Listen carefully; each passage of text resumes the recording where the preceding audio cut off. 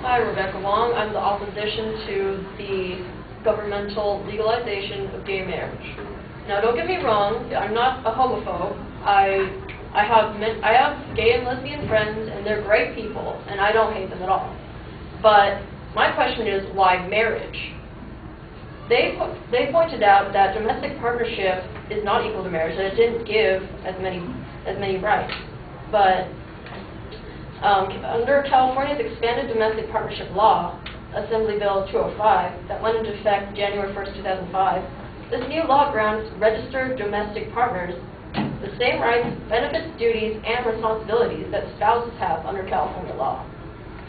They further went into saying that they don't have the health care benefits.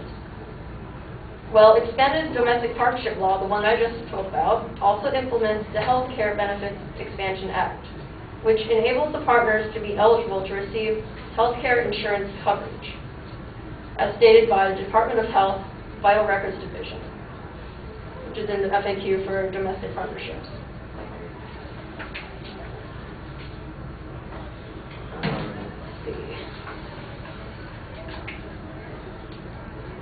Another thing that they offer the protections of for domestic partnerships and marriage, like versus marriage, the Attorney at Arms, which is a liberal political blog,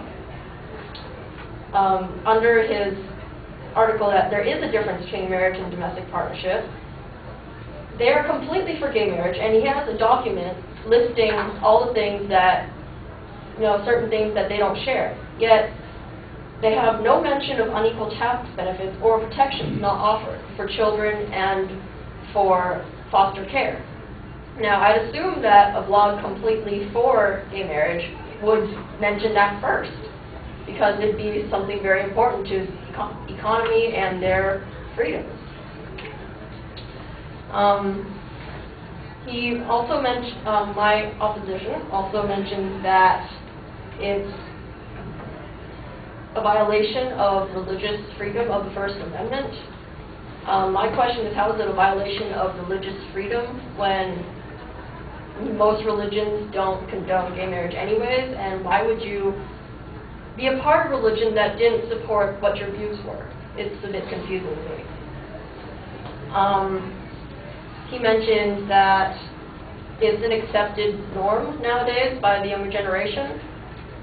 Well, something that he said in his intro directly refutes that, because he said 1/3 regard it as a legal issue and they believe in it, but 2/3 of the population regard it as a religious matter. Well, 2/3 is greater than 1/3, so obviously it's not a completely accepted issue yet in the public domain, seeing that a majority still disagrees.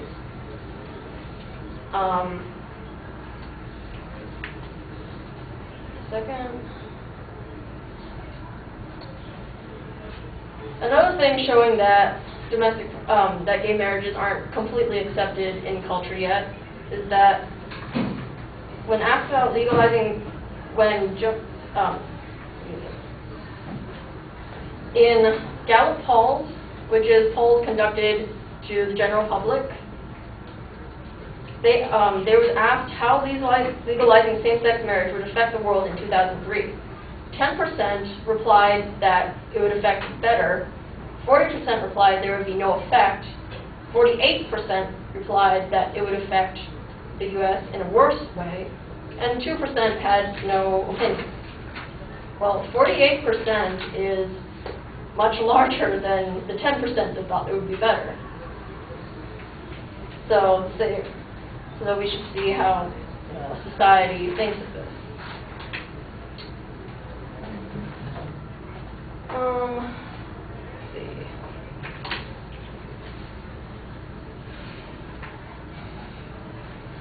Another thing proving that it's not still completely accepted is that 1977 law defending the definition of marriage was passed in the United States. The gay marriage debate of pros and cons in loveandpride.com, which is actually a pro-gay marriage site, states this themselves, and they note that in 2000, California voters affirmed the definition of marriage as a union between two members of the opposite sex. And as you know, the recent 2008 propositions, gay marriage was also taken down because the public didn't believe in it, a majority. Aside from his views about, rebuking his views about gay marriage, I can give you reasons why it would not be, for a better term, look, we're good to legalize it. Because for raising children, the male and the female brain works differently and complements each other. If you allowed gay marriage, then the raising of the children would be between two males or two females, and it would not help in their developmental phases. Quoted by Wilson E.O. from his book Sociobiology, he's part of the Harvard University Press. He says, human females tend to be higher than males in empathy, verbal skills, social skills, and security seeking, while men tend to be higher in independence, dominance, spatial and math skills, and rank-related aggression. If you put, two males together, then where would the child get the empathy from the female counterpart? The two males would not be able to, empathize with the child and be able to respond to his needs.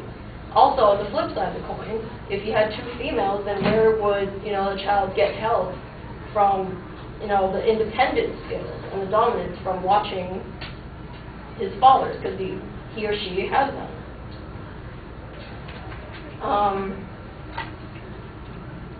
Another scientist, Sabatini, who is a PhD, who wrote, "Are there differences between the brains of male and female?" states, scientists working at Johns Hopkins University have discovered that there is a brain region, the inferior parietal lobule, the IPL, which in the left side is larger in men, and the right side is larger in women, meaning that women can focus on specific stimuli, such as a baby crying.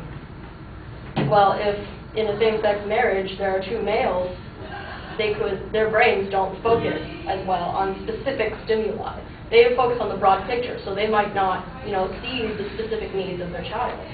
Versus in two females, they might see the needs of the child, but they wouldn't be able to see, other problems, whereas when it needs a broader perspective. Thank you.